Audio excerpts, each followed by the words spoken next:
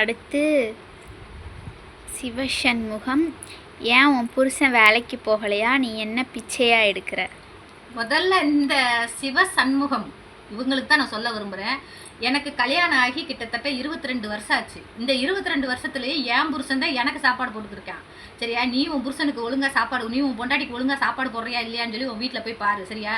என் புருஷன் அடுத்தவங்ககிட்ட போய் கேட்குற அளவுக்குலாம் என்னை வச்சுக்கல. நான் போய் ரேஷன் கடைக்கு போகும்போது சர்க்கரை வெள்ளம் இல்லாமல் சர்க்கரை வருது, என்னடா சீனியை கொடுக்குறாங்களேன்னு எனக்கு ஒரு அது ஆச்சரியமாக இருந்துச்சு. சரியா? எனக்கு தெரிஞ்ச வரைக்கும் நாங்கள் இங்கே வெள்ளம் தான் வாங்கியிருக்கோம். வெள்ளம் வாங்கிட்டு வந்து இது என்ன புதுசாக ஒரு இதாக இருக்கேன்னு சொல்லி தான் எனக்கு என்னோட உரிமையை நான் வெளிப்படுத்தினேன். அது உனக்கு பொறுக்க முடியலன்னா நான் என்ன பண்ணுறது? என்னோட உரிமை இது. நான் ஓட்டு போடுறேன். நான் ஒன்றும் சும்மா கிடையாது. நான் ஓட்டு போடுறேன், என் பொண்ணுங்க ஓட்டு போடுறாங்க, என் புருஷன் ஓட்டு போடுறாரு. அதனால நான் கேட்குறேன்.